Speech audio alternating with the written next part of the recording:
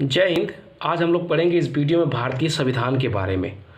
सबसे पहले हम लोग जान लेते हैं कि भारतीय संविधान यानी कि संविधान किसे कहते हैं। वेरी इंपॉर्टेंट क्वेश्चन है कि संविधान किसे कहते हैं, समझने की कोशिश कीजिएगा। देखिए, संविधान एक किताब है। क्या है? एक किताब है। क्या है? किताब है। तो आप इसका परिभाषा अगर कोई पूछता आपसे तो आप सीधे सीधे कह सकते हो कि सभी के लिए बराबर कानून को संविधान कहते हैं। मतलब एक ऐसा किताब जिसमें सभी के लिए बराबर कानून लिखा गया है, उस किताब को ही संविधान कहते हैं। जिस तरह आप एक जनरल किताब पढ़ते हैं तो उसमें लेसन होते हैं, टॉपिक होते हैं, ठीक इसी प्रकार जो संविधान है, जो हमारा किताब है, इस किताब में भी कुछ लेसन हैं और कुछ टॉपिक्स हैं। तो कितने लेसन हैं? टोटल 22 लेसन है। कितने? 22 लेसन है।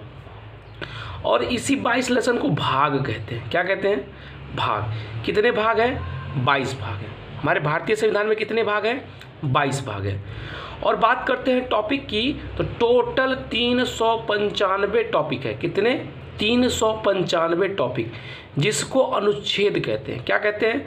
अनुच्छेद कहते हैं। अनुच्छेद कहते हैं। अनुच्छेद कहते हैं। समझ में आ रहा? तो भारतीय संविधान एक ऐसा किताब है जिसमें सभी के लिए एक बराबर कानून, बराबर नियम लिखा गया है, उसी को भारतीय संविधान कहते हैं। ठीक है। और इस किताब में, इस संविधान की किताब में 22 लेसन का मतलब भाग, 22 भाग और 95 टॉपिक मतलब 95 अनुच्छेद है। हमको बारी बारी से सभी अनुच्छेद के बारे में चर्चा करेंगे, तो वीडियो के साथ बने रहो। चलो स्टार्ट करते हैं। पहला जो अनुच्छेद पहला कहता है, भारतीय संविधान का जो पहला अनुच्छेद होता है वो कहता है कि भारत राज्यों का संघ है। क्या है? भारत राज्यों का संघ है। संघ मतलब यूनियन। संघ मतलब यूनियन। देखिए, एक होता है, अगर आपको बात करता हूँ राज्य कितने मतलब जो देश बने होते हैं किस प्रकार के राज्यों से मिल के बने होते हैं, तो हमारा भारत कैसा है और ये सभी कैसा है। तो अनुच्छेद 1 के अंतर्गत ही हम लोग इसको अध्ययन करेंगे। लेकिन आप इतना याद रखिएगा कि भारत राज्यों का क्या है? संघ है, मतलब यूनियन है। क्या है? यूनियन है। कभी कभी क्या होता है, एग्जाम में इस तरह से क्वेश्चन पूछ लेता है। सबसे पहले चलो समझ लेते हैं राज्य किस टाइप में होते हैं। ठीक है। देखिए, एक होता है राज्य परिसंघ। क्या होता है? परिसंघ। कौन सा राज्य? परिसंघ। दूसरा होता है संघ। क्या होता है? संघ। और एक तीसरा होता है संघ। देखिए, अंग्रेजी में समझ में आ जाएगा, कन्फेडरल। क्या? कन्फेडरल। कन्फेडरल। ठीक है। इसको फेडरेशन। क्या? फेडरेशन। और इसको यूनियन। यूनियन। बात समझ में आ रहा है? कन्फेडरल, फेडरेशन, यूनियन। तो हमारा भारत जो है वो किस टाइप का है? यूनियन टाइप का है। अब समझिएगा कि ये परिसंघ क्या होता है, मतलब कन्फेडरल क्या होता है? एक ऐसा देश जिसमें राज्य तो शामिल रहेंगे, क्या? स्टेट तो शामिल रहेंगे, लेकिन ये अपने मर्जी का काम करेंगे। इनका मन करेगा इस देश में शामिल रहेंगे, या फिर इनका मन करेगा यहाँ से निकल के भाग जाएंगे। यानी कि इस केंद्र का क्या, इस केंद्र का इस स्टेट पर कोई ज़्यादा असर नहीं होता है। ये अपने खुद डिसीजन लेगा, अपना खुद का कानून बनाएगा। जैसे हम लोग का भारत है, उत्तर प्रदेश है, ठीक है, भारत या कोई भी राज्य अपने भारत का। तो जैसे उत्तर प्रदेश में योगी आदित्यनाथ जो नियम कानून बनाएंगे उसमें नरेंद्र मोदी कोई छेड़खानी नहीं करेंगे, अगर हमारा देश परिसंघ रहता है तो। यानी कि इनका सारा नियम कानून स्टेट का चलता है। बस केंद्र के साथ, केंद्र कहता है बस हमारे साथ तुम रहो, अपना नियम कानून बनाओ, हमसे कोई मतलब नहीं है, बस हमारे साथ मिल के रहो तुम। ठीक।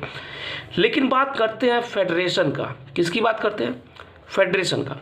फेडरेशन वाला जो राज्य होता है उसमें क्या होता है कि जो केंद्र होता है और जो राज्य होता है, इनमें बस थोड़ा सा डिफरेंस होता है कि राज्य और केंद्र, इसमें क्या होता है कि राज्य जो होता है ना, अपना कुछ ही शक्ति केंद्र को दे पाता है, यानी कि पूरी तरह से नहीं देता है। ऐसे हमारी यूनियन में भी मैं आपको समझाऊंगा कि हमारा जो हमारे भारत की जो बात है, स्टेट की बात करते हैं अगर हम, तो हमारे स्टेट में जितने भी शक्तियाँ हैं सब केंद्र की हैं। बस स्टेट को बस एक तरह से जो है कि थोड़ा बहुत दे दिया गया कि चलो ठीक है अपनी मर्जी से तुम कर लो, लेकिन सारा शक्ति किसके पास है? यूनियन के पास, यानी कि केंद्र के पास है। किसके पास है? केंद्र के पास है। केंद्र ही डिसाइड करता है कि तुम्हारे स्टेट में क्या होगा। हाँ, कुछ चीज़ें ऐसी हैं जो कि केंद्र के पास दी गई है, ठीक है, राज्य के पास दी गई है। लेकिन जो फेडरेशन होता है, इसमें जो राज्य होता है, इसकी लगभग शक्तियाँ केंद्र के पास होती हैं। हाँ, लेकिन कुछ शक्तियाँ, जैसे आप जान लीजिए कि अगर फेडरेशन वाला देश है तो उसमें राज्य के नाम को ये केंद्र कभी नहीं बदल सकता है। राज्य की सीमा को घटा बढ़ा नहीं सकता ये केंद्र। लेकिन हमारी यूनियन में क्या होता है, मोदी जी चाहेंगे तो उत्तर प्रदेश को मध्य प्रदेश में ढकेल देंगे, मोदी चाहेंगे मध्य प्रदेश को उत्तर प्रदेश में ढकेल देंगे, मोदी जी जब चाहे तब उसका नाम बदल सकते हैं, उत्तर प्रदेश का नाम कुछ और रख देंगे। तो ये ये यूनियन वाले राज्य हैं, यानी कि सारा शक्ति, यूनियन का मतलब सारा, लगभग सारा शक्ति, जितने भी शक्तियां हैं मेन सारा शक्ति केंद्र के अंदर होता है। किसमें? यूनियन में। ये केंद्र चाहेगा तो राज्य रहेगा या ना राज्य को ख़त्म कर देगा। ये केंद्र कुछ भी कर सकता है इस राज्य के लिए, लेकिन ये केंद्र, ये फेडरेशन वाला केंद्र जो होता है, ये राज्य पे ज़्यादा कोई इफेक्ट नहीं डाल पाता है। लेकिन है में देखो हाई केंद्र कुछ नहीं उखाड़ पाता इस राज्य का। ये राज्य जोन करेगा वह करेगा, ये केंद्र कुछ नहीं कर पाएगा। बात समझ में आ गया ना? तो परिसंघ सबको समझ में आ गया, संघ सबको समझ में, फेडरेशन सबको समझ में आएगा, कन्फेडरल समझ में आ गया और यूनियन, ये तीनों बात समझ में आ गई। तो अनुच्छेद 1 में क्या कहा गया है? भारत राज्यों का संघ है, मतलब भारत राज्यों का यूनियन है। एक बार यूपीएससी में क्वेश्चन कहा था कि भारत, अनुच्छेद 1 में क्या कहा गया, भारतीय संविधान के अनुच्छेद 1 में क्या है? तो पहला ऑप्शन लिखा था भारत राज्यों का संघ है और ब्रैकेट में लिख दिया था फेडरेशन। दूसरे ऑप्शन पे लिखा था भारत राज्यों का संघ है, कोष्टक में लिख दिया था यूनियन। तो आप कभी भी फेडरेशन वाले पे ट्रिक ना कीजिएगा, क्योंकि हमारा भारतीय जो भारत है वो राज्यों का संघ है, मतलब राज्यों का यूनियन है। बात सबको समझ में आ गई? चलो, तो अनुच्छेद 2 को मैं नेक्स्ट वीडियो में पढ़ाऊंगा, जिसका लिंक आपको इसके डिस्क्रिप्शन में दे दूंगा जब वो वीडियो बन जाएगा, ठीक है। चलिए मिलते हैं नेक्स्ट वीडियो में। जय हिंद।